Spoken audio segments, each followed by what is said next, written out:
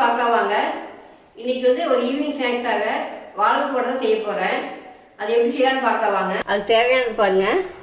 நான் வந்து இது எடுத்துக்கிறேன், பட்டாணி பருப்பு, வடை பருப்புன்னு சொல்லுவோம் இல்லைங்களா, அந்த பருப்பு எடுத்துக்கிறேன். 2 மணி நேரம் ஊற வச்சு நம்ம 2 டைம் கழுவிட்டு எடுத்து வச்சுக்கிறேனுங்க. ஒரு மீடியம் சைஸ் வெங்காயம், பெரிய வெங்காயம் குட்டி குட்டியாக கட் பண்ணி வச்சுக்கிறேன். மல்லித்தலை கொஞ்சம், கருவேப்பிலை தலை, சோம்பு கொஞ்சங்க, பச்சை மிளகா குட்டி குட்டியாக கட் பண்ணி வச்சுருக்கிறேன். இஞ்சி கொஞ்சங்க, பூண்டு 1 கட் வச்சுருக்குறேங்க. வாழைப்பூ 1 கப் எடுத்து வச்சுக்கிறேன், சின்ன கப்பு. குட்டி குட்டியாக கட் பண்ணி வச்சுக்கிறேனுங்க சின்னதாக. நீங்கள் வாழைப்பூ வந்து இந்த நார் எடுத்துக்கோங்க, நடுவில் இருக்கிற நார் எடுத்துகிட்டு அது உங்களுக்கு பக்கத்தில் ஒன்று இருக்குங்களா இவ்வளோ பெருசாக, அதையும் எடுத்துடுங்க. அந்த 2டையும் எடுத்துகிட்டு இந்த தண்டை போடாதீங்க. சரி, கீழாளுக்கு தண்டு போட வேண்டாம், இதையும் மட்டும் கட் பண்ணி போட்டுக்குங்க. வாங்க இதை மிக்ஸி ஜாரில் போட்டுக்கலாம்.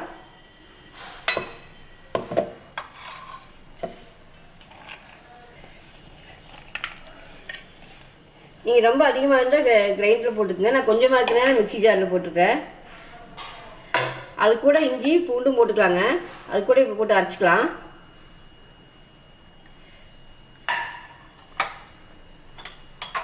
கொஞ்சம் உப்பும் போட்டுக்கலாங்க. இதுக்கு தேவையான உப்பு இதையே போட்டு அரைச்சிக்கலாம். பாருங்க அரைச்சிட்டேன், பவுலுக்கு மாற்றிக்கலாம்.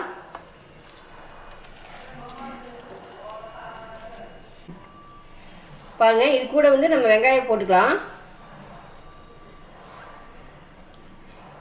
கொத்தமல்லி தழை, பச்சை மிளகா, சோம்புங்க, கருவேப்பிலை தழை, நம்ம அரிஞ்சு வச்ச வாழைப்பூங்க, அதையும் போட்டுக்கலாங்க. எல்லாம் மிக்ஸ் பண்ணிக்கலாம்.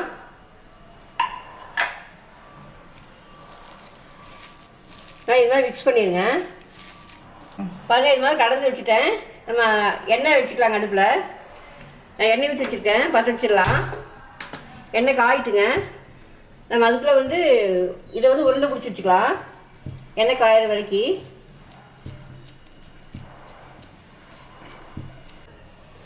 பாருங்கள் எண்ணெய் காஞ்சிடுச்சு, நான் வடை போட்டுடலாம்.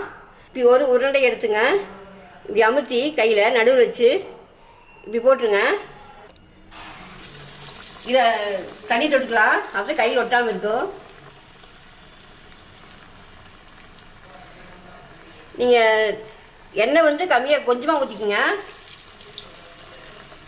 ரொம்ப அதிகமாக ஊற்றினீங்கன்னா நம்ம திருப்பி அதை வந்து நம்ம இது யூஸ் பண்ண முடியாது. நம்ம தாளிக்க மட்டும் தான் யூஸ் பண்ணுவோம். அதனால் நீங்கள் அளவாக ஒரு 4-5 வடை போடுற அளவுக்கு இது போட்டுக்குங்க.